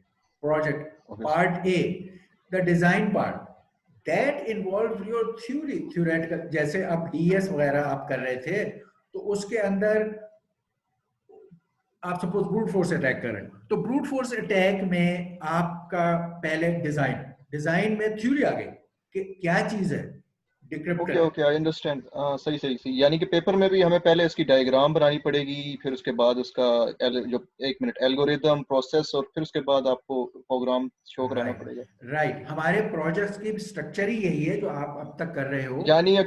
यानी अगर किसी स्टूडेंट ने अगर प्रोसेस और एल्गोरिदम भी किसी ने दिखा दिया तो उसके भी नंबर लग जाएंगे। जी जी, देखो किस डिवीजन है। पार्ट ए हाँ के, सही सही। Part A is 20%। जो हम आपसे कहते हैं कि आप अपने नोट पैड या हैंड रिटन में उसकी ब्लॉक डायग्राम, उसकी कंप्यूटेशन, लेट से अगर आपको थ्योरेटिकल पार्ट में कैलकुलेट करना है किसी, जैसे हमने एनक्रिप्शन की कैलकुलेशन की थी कि हर ब्लॉक से गुजरते हुए पैटर्न कैसे चेंज हो रही है, टेस्ट डेटा के लिए आप कैलकुलेट कर रहे हो और उसकी आपने डायग्राम बनाई है। अब ये डायग्राम का बनाना और ये कैलकुलेशन को उसके थ्रू पास थ्रू करना, ये आपका पार्ट ए है कि आपने डायग्राम बनाई पूरी, वो सही बनाई, उसके तमाम ब्लॉक्स वगैरह बनाए और हर ब्लॉक से किसी डाटा को calculate, hand calculation, manual calculation से गुजारा। अब ये आपकी वो हो रहा है, ठीक है। अच्छा अच्छा, इवन अगर उसके लिए आप कोई उसके सॉल्यूशन के लिए अगर आप अल्गोरिथमिकली कोई बात कहते हो तो वो भी कह सकते हो, और वो भी उसमें हिस्सा है। हम अक्सर मांगते, कईयों में मांगते रहे, कई में नहीं। ये सब थ्योरी का पार्ट, ये पार्ट ए डिजाइन जिसको हम कहते हैं, इसके 20%, ठीक है। अच्छा, another 20% was for part B1 कि अब आपने उसको इम्प्लीमेंट किया, कोड किया, रन किया और टेस्ट डेटा निकाला। आपने अपने आप की तसल्ली की, तो आपने इम्प्लीमेंट, कोड लिख के रन किया और टेस्ट डेटा निकाला, इसके अनदर 20%, ये 40% हो गए। ये आपके लेवल तक आपने सबमिट किया हमें source code along with your test data, तो इसके हमने देख के आपको, आपने अभी रन करके नहीं भी दिखाया, हमने उस कोड लेवल पर, कोड सही लिखने के लेवल पर उसको मार्क किया और देखा कि आपने ये सही लिखा है। अब आ गया, सर ये तो मेरे से बड़ी सर गलती होगी, क्योंकि सर पहले जो डेमो मैंने सबमिट कराए हैं वो खाली मैंने कोड करवाए हैं। अगर मैं उसको दोबारा दे सकूं तो सर हो जाएगा, एक्सेप्टेबल हो जाएगा सर? अच्छा देखिए, पहले जो आपने किए हैं हम आपको ये बेनिफिट दे देंगे कि देखिए सर अगर मिनट्स के आप, बाद अगर हो जाए सर। नहीं नहीं सुन लो, मैं अगर आपने आपने अच्छा, हमारा अब मेजर आपकी एवेल्युएशन का हिस्सा पहले भी प्रोजेक्ट में और अब भी, दैट 60% जो अब आ रहा है वो इस बात का है कि जो आपने किया था, कोड जो लेकर आप आए थे और आप कह रहे थे मैंने इम्प्लीमेंट किया और टेस्ट किया, ये सही चल रहा है, हम आपसे उसके बारे में पहले देखते थे कि वो चल रहा है, और फिर हम आपका ये नॉलेज चेक करते थे कि ये आपने खुद किया है, आपको इसके मुख्तलिफ चेंजेस और हैंडल करना आता है, मॉडिफिकेशंस कर सकते हो, यू हैव डन इट, और आपने बेसिक कोड उन कॉन्सेप्ट्स पे लिखा है जो हमने आपको सिखाए हैं और जो आपसे जिन वेरिएबल्स पे मांगा है। अब आप वो सारी चीजें दिखा रहे हो कि सर कर्नल में ये इस तरह से अप्रोच किया, फला को ऐसे किया, इसको यहाँ से चेंज करूंगा, इधर से। अब आपको, आपने प्रूफ किया कि आपने ये सारा काम खुद और अंडरस्टैंडिंग से किया है, खुद और अंडरस्टैंडिंग से। अब आपको ये ओरल और इसके 60% मार्क्स उस मौके पे मिल रहे हैं। ये बड़े डिफाइनिंग मार्क्स हैं असल में, these are the crux marks, major marks भी यहाँ हैं। और यहाँ पर हम आपके एग्जाम में भी और अदरवाइज भी ये देखते हैं कि क्या वो जो आप हमें वो भी सबमिट कर रहे थे 20% ऑफ B1, वो आपके समझ की चीज थी या वो हवा में आ गया, वो कहीं और से है, आपको पता ही नहीं उसका। तो अगर आप यहां पर हमें सेटिस्फाई करते थे तो हम आपको उधर का क्रेडिट भी दे देंगे। अगर आप कह रहे हो आपने सर बेसिकली सिर्फ हमने आपको शो कराना है कि हमें ये कोड आता है और हम ये कर सकते हैं, हम खुद लिख सकते हैं, उसके बाद उसके बदौलत हमें नंबर मिलेंगे, बस ये मेरा ये नहीं आपका पॉइंट है। नहीं, पहले आपने उसके डिजाइन पार्ट को किया है, वो हमें सबमिट कर रहे हैं आप जैसे पहले करते थे। यानी अगर आपको ब्लॉक डायग्राम बनानी थी, फ्लो डायग्राम बनानी थी,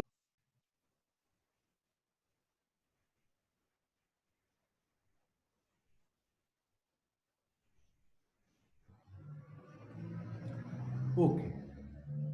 और अच्छा, पहला मेरे 3 हिस्से, एक है पार्ट ए जिसको हम डिजाइन का नाम देते हैं आपके प्रोजेक्ट्स में हर दफा।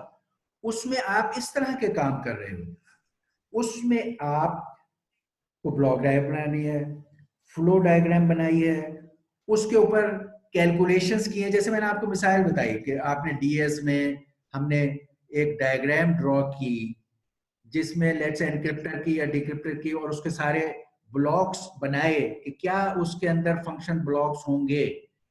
तो ये आपने काम किया डिजाइन स्टेज पे, और फिर उसके अंदर टेस्ट डेटा के लिए आपने कोई वैल्यूज लेके कैलकुलेट किया।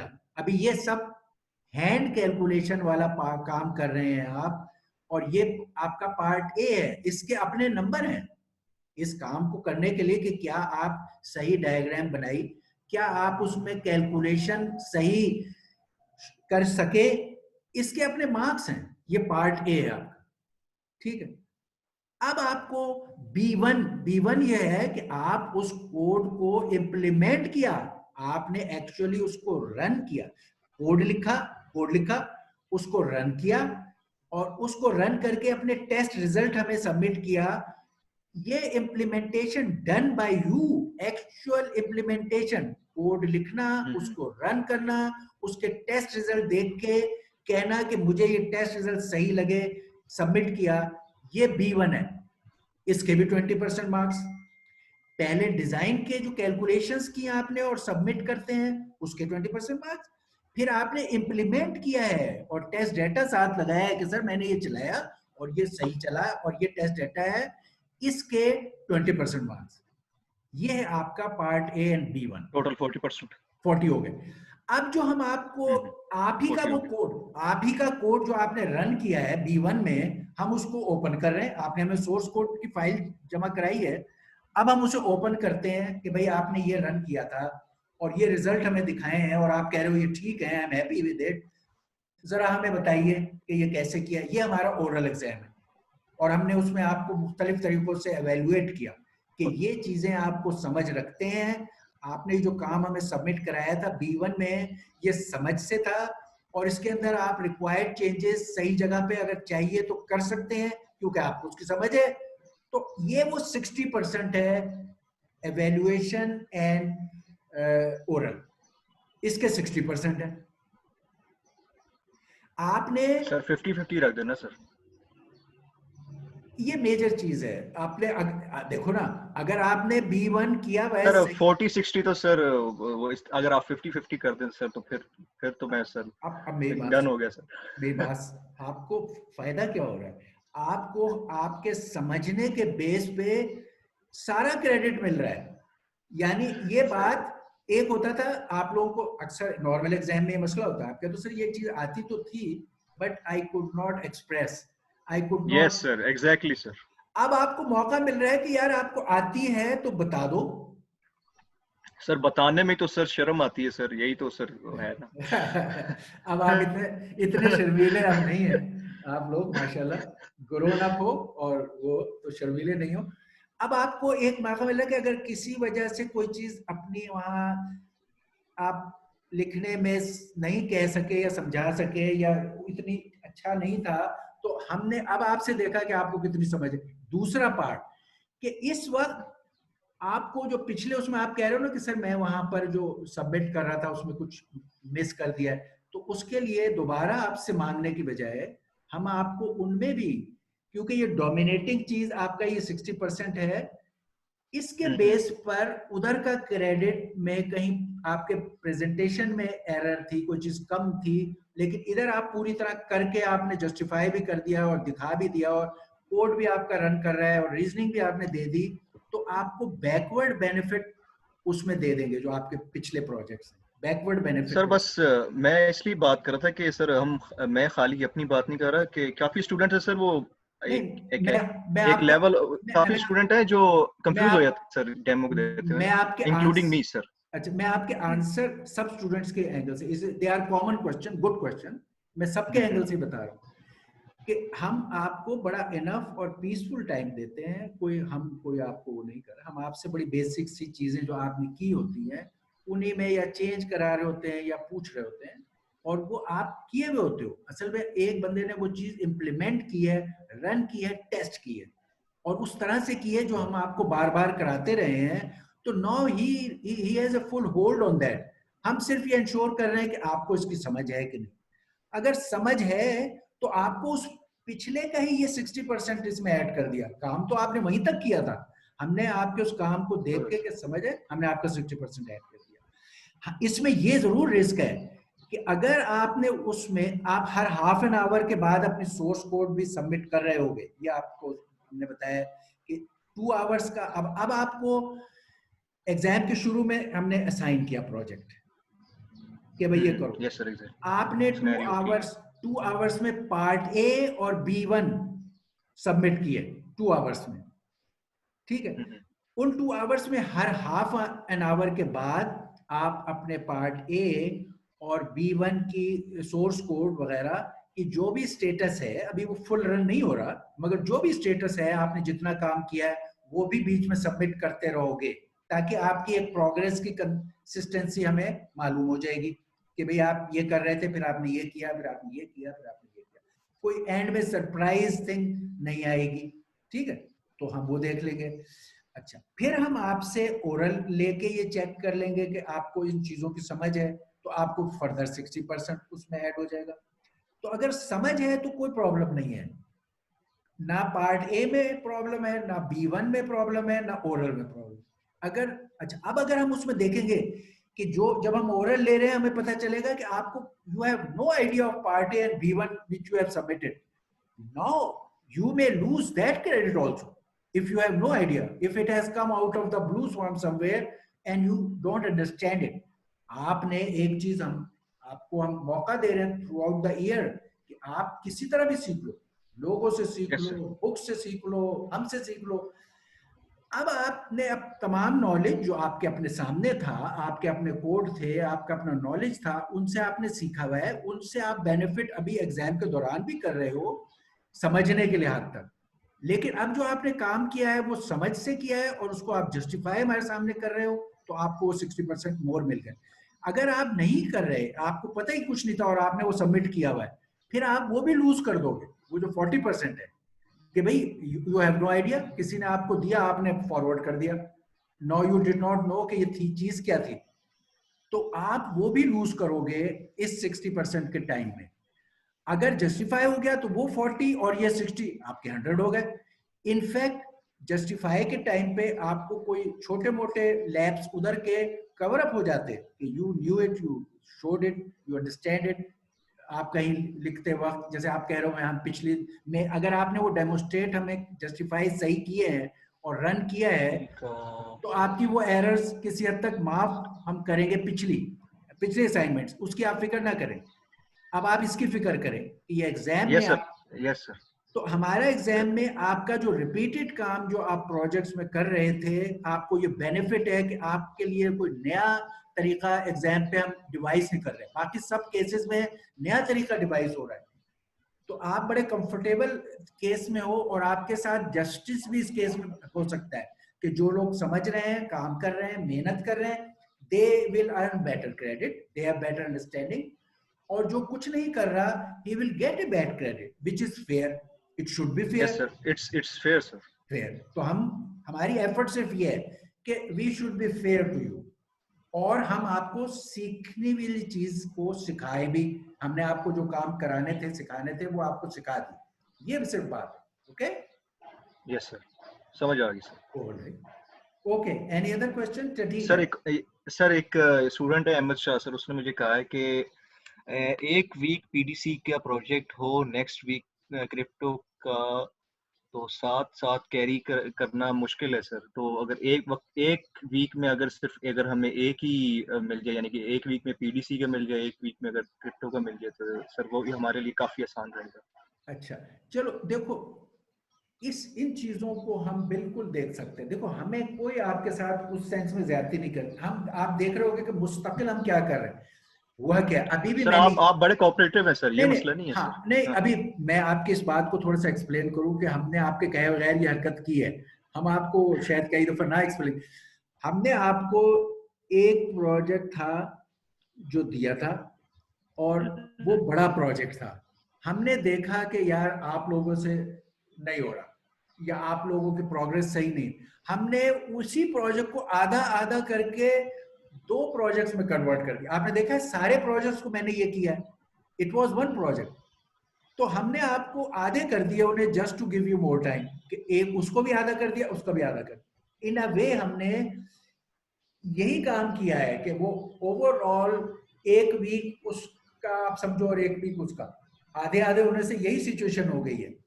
तो हमने पहले से ये किया, लेकिन अगर आप वो काम कर रहे हो ड्यूरिंग, जब हम लेक्चर्स दे रहे हैं आप उसको समझ रहे हो, उस पे काम कर रहे हो, और फिर कोई पोर्शन फिर भी रह जाता है, तो हम उसको फिर आपको एक्सटेंशन दे देते हैं। मैंने तीनों दफा आपको वो जो कनेक्टिंग द 2 नोट्स था, वो कोई 4 दफा उसको ड्रॉप किया गया बाय सी के यार दूसरे। यस सर, वो थोड़ा डिफिकल्ट था सर। इतना नहीं भी था, मगर हम देख रहे थे कि आप अभी उन पे काम कर रहे हो, तो हमने उधर से हमने हर दफा कुछ चीजें ड्रॉप की, कुछ आगे की, कुछ डेट दी। तो keeping in view that time जिसमें आप उस काम को कर रहे हो, असल में बात यह कि काम कर रहे हो कि नहीं, कैच वहां आ जाता है। Some of you do very good, जब आप काम कर रहे होते हो तो आप ऐसा जबरदस्त काम लाते हो कि मोस्ट ऑफ यू जब आप प्रेजेंटेशन के लिए आए हो तो A+ या A लेते हो। मतलब एक केस आया था जिसमें वो F मैंने कहा था, वो उसको ही डिडंट नो कि उसने कहां से ले आया फोन और क्या किया हुआ है। शायद एक आया है जिसका एक F था, एक बाकी में ऑल ऑफ यू इधर गेट A+ और A। Thank you sir. लेकिन कई आप उसमें से कर ही नहीं रहे, खाली आते हो तकरीर करते हैं वो कि सर बड़ा ये वो। फिर मैं उनसे कहता हूँ ओके चलो मैं इसको ड्रॉप कर देता हूँ, लेट्स डू इट। और फिर मैं अलिफ बे से शुरू करता हूँ, और फिर मैं देखता हूँ कि वही लोग जो काम करने वाले वही बैठे हुए हैं, और जो ये कह रहे थे कि सर हमें बड़ा मुश्किल लग रहा है, वो गायब है। अब उनके लिए हम अगर सारों का काम रोक दें, यानी तो फिर हम इनजस्ट करेंगे उन लोगों के लिए जो काम कर रहे हैं। अगर इस लिहाज से कि कुछ लोग कुछ नहीं काम कर रहे, हम उन लोगों को भी सिखाएं ना कि वो जो काम कर रहे हैं तो वो ज्यादती हो जाएगी, वो हम नहीं सर एक करते। और एक्सक्यूज मी सर, एक जी और एक कंप्लेन आई है सर जी कि हम जो है ना, अब हमारा नेटवर्क उसका भी है, नेटवर्किंग का भी है और इमेज प्रोसेसिंग का भी है। तो सर वो जरा वो है ना, काफी मुश्किल हो जाता है सर कि 4 प्रोजेक्ट्स पे एक वीक में काम करना ना। तो अगर थोड़ा सा आप इस पे भी थोड़ा सा करें। चलिए, मैं देखिए हम इसको करते हैं, आई एम 100% विद यू। जैसे हम अभी मुस्तकिल मैं अपने प्रोजेक्ट्स को कम से कम करता जा रहा हूं, हम और प्रोजेक्ट्स को भी कम कर सकते हैं, मगर ये कब है जब आप कोई एक ड्यू प्रोग्रेस तो करें। जैसे मैं आपको लेट्स से अच्छा यस सर। मैंने आपको 6 पार्ट्स दिए थे, उन्हें 3 कर दिया। लेट्स से आप 2 की प्रोग्रेस दिखा के कहते कि सर देखिए 2 तक मैं जा सका हूं, आप मुझे 3rd को माफ कर दें और या अगले पे कर दें, तो मैं वो कर दूंगा। लेकिन अगर आप कहते हैं सर मैंने तो अभी कुछ भी नहीं किया, और तकरीर एक लंबी सी करते हैं कि जिंदगी मुश्किल है और जिंदगी में काम नहीं हो सकता और ये वो, और 0 प्रोग्रेस से आ जाते हैं, यार 1 वीक में कुछ तो करना था ना आपने। जी अगर सर, जी सर। 3 नहीं तो 1 लेकर आ जाए। आप कहें सर मैंने 1 किया है, मुझे अगले के लिए कुछ टाइम दे, मैं कोई कंसिडर करूं। आप तकरीर करने आए हुए और काम आप कहते मैंने 0 ही किया है, आइंदा भी। फिर मैं कहता हूं अच्छा अगले हफ्ते, फिर आप कहते मैंने 0 किया है, तो व्हाट शुड आई डू? मैं आपको 0 वर्क पे एंड कर दूं, ग्रेजुएट करा दूं? नहीं सर, ऐसे तो नहीं सर। अच्छा ये मेरे पास बस तो, कंप्लेन आई है तो तो 3। मैं असल में साथ हम साथ चैट देख रहा हूँ। हम इन चीजों को ड्यू कंसिडरेशन से आइंदा के लिए प्रोजेक्ट्स में मेरे भी और दूसरों के भी मिकदार को हम कम कर सकते हैं, प्रोवाइडेड आप लोग एक डिसेंट प्रोग्रेस हमें दिखाओ। मैं ये देखता हूं कि sir some of you do a very good work, यानी कई लोग जो है वो तीनों करके ले आएंगे, और कुछ जो है वो 0 भी करके नहीं लाए हुए। अब क्या करें, 3 सर करें? एक और क्वेश्चन है सर कि डेमो में अगर आपको हम पहले 2 पार्ट भी दिखा दें तो सर वो आप उसको एक्सेप्ट कर लेंगे? चलो कर लेंगे। ये जो अभी कल, लेकिन सर एक दफा सर ऐसा हुआ था कि एक स्टूडेंट ने आपको डेमो दिखाया तो उसने सिर्फ एक क्वेश्चन 5 क्वेश्चन थे जिनमें से सिर्फ उसने 2 किए थे सर। आप उसको सही अच्छी खासी डांट पड़ गई थी सर उस मामले पे। नहीं 5 वाला तो अभी तक कोई किया ही नहीं हमने, सारों को स्प्लिट करके 2 सर या किया 3 था कर सर, दिया। एक मिनट, पीडीसी में शायद किया था सर, क्योंकि आप दोनों में है ना सर। पीडीसी में शायद 5 क्वेश्चन, हाँ पीडीसी में। पीडीसी में एक प्रोजेक्ट दिया 6 का, और हाँ यस सर। ठीक है उसको क्योंकि स्प्लिट। सर सुनो अक्सर हम लोग घबरा सुनो जाते हैं सर कि वो, हाँ सुनो 6 का यस सर। दिया, पहले 6 का प्रोजेक्ट दिया, जब उसका टाइम ऑफ डेमो आया तो फिर उसको दोबारा 2 हिस्सों में करके 3-3 का कर दिया। पीडीसी में भी किया और सीएनएस में भी किया। अच्छा सर और हमजा फिर, नाम का लड़का था सर, उसको डांट पड़ी थी। अच्छा अब देखो, अब दोनों तमाम केसेस में इनको स्प्लिट किया। तुम देखो सारे प्रोजेक्ट स्प्लिट है, आप देख लीजिए, आप देखें पहले वो इकट्ठा दिया गया, फिर नेक्स्ट वीक जब उसका टाइम आया फिर उसको फर्दर 2 हिस्सों में किया। दैट मीन्स अब वो 3 हफ्तों पे चला गया है और हर हफ्ते पे आधा आधा है हर प्रोजेक्ट में, सीएनएस में भी और उसमें भी, ठीक है ना।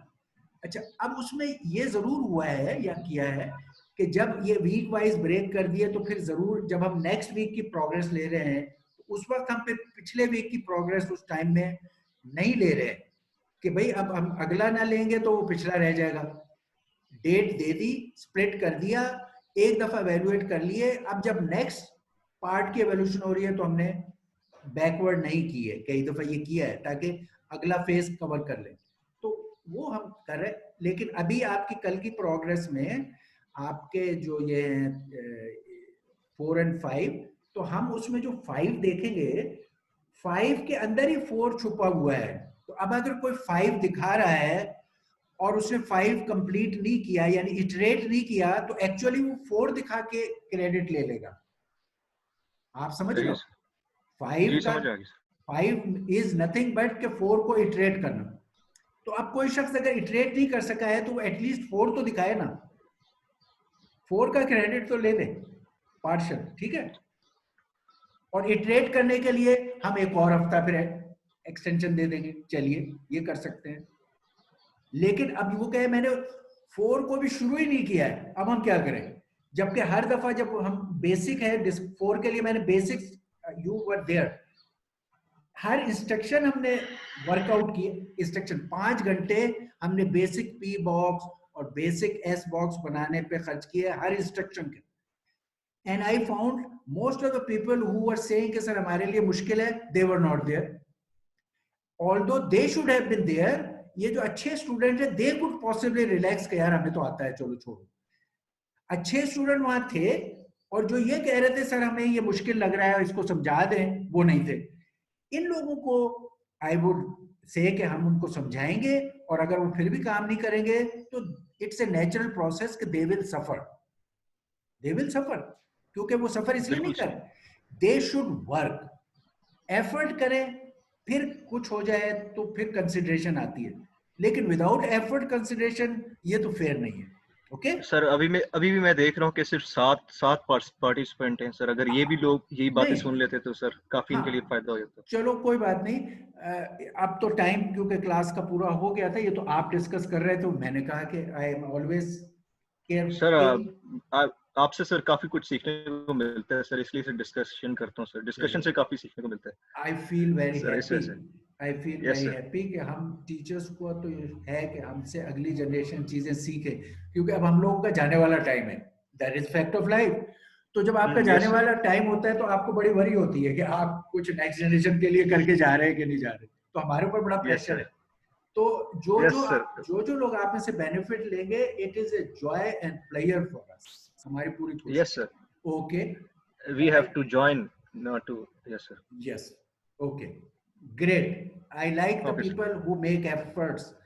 बेशक थैंक यू नताइज सर। नताइज अल्लाह के हाथ में है, मगर एफर्ट ना करना का जुर्म आपका है, इंसान का है, ठीक है।